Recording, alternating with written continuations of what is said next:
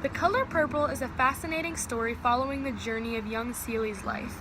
She was abused by her father Alfonso and impregnated twice before being arranged to marry an older man, Albert, or Mr.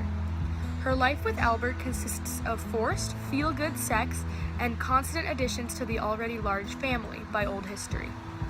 Through letters written to God, Celie provides readers with a journey through her life and the abuse she faced every single day, along with the connections she made and the love she found, all while becoming a successful Black businesswoman.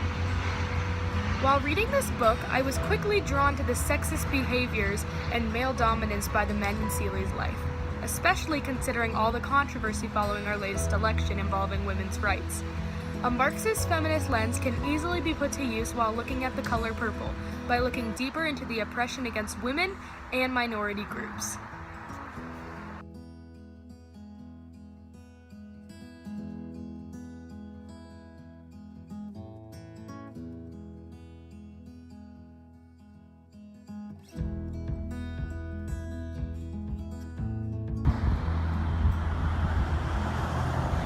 Right now, I am standing in front of the Boulder Safe House. Women from all over come here to seek safety and refuge from their abusers. Safe houses are in high demand all over the country because 1 in 4 women in the U.S. are victims of domestic violence.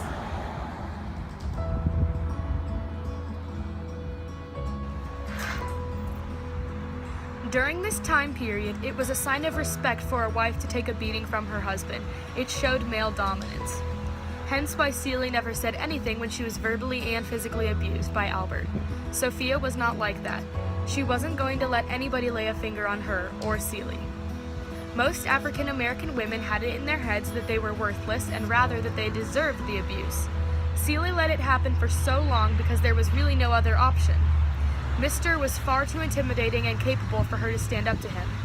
It's incredibly sad that Celie led herself to believe that Mr.'s actions were okay. She led herself to believe that she was incapable and worthless. I'm sure that if a domestic violence center or safe house were around when Celie was abused, she would have taken advantage of that resource like many women do now.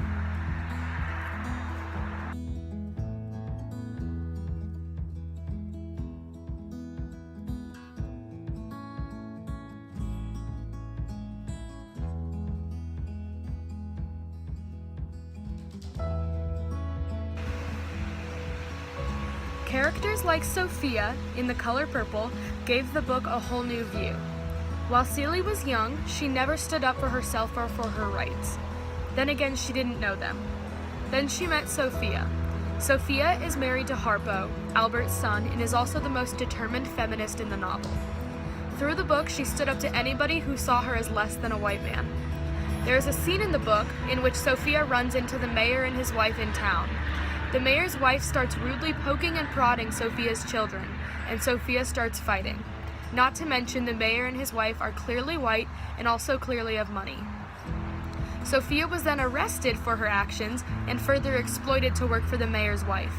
Through a Marxist lens, this is crazy because this just furthers the evidence of mistreatment on African American Black women due to their inferiority and worthlessness by a white couple.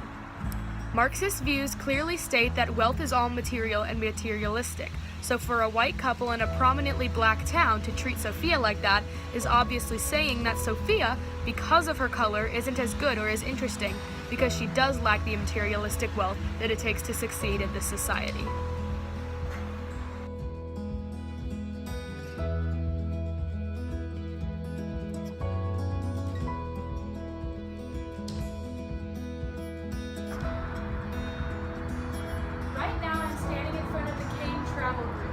One out of hundreds of women-owned businesses in Boulder. This being one of the more successful women-owned businesses in Boulder, they bring in about $67 million a year.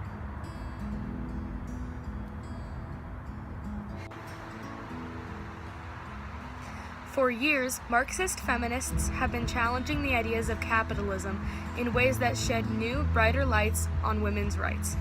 By the end of The Color Purple, Celie was a successful businesswoman making pants.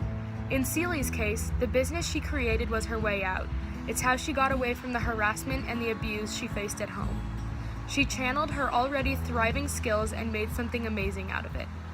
Stories like Celie's, with her motivation and drive to start a business, have clearly been passed all the way down to modern day, because now over 40% of nationwide businesses are women-owned.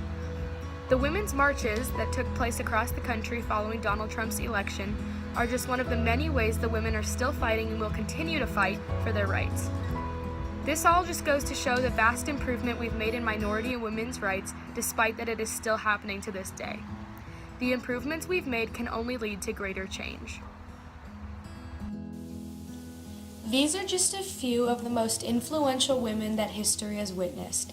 These ladies have empowered women all over the country to fight for their equal rights every day.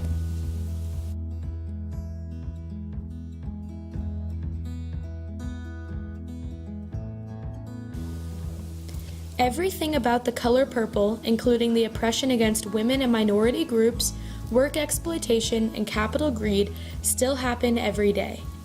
Women standing up for their equal rights will continue to happen until there is no need for further change, just like how employees will continue fighting for reasonable pay and hours until it is fair. Change doesn't come on its own. Just like what Celie did, it takes advocacy and support.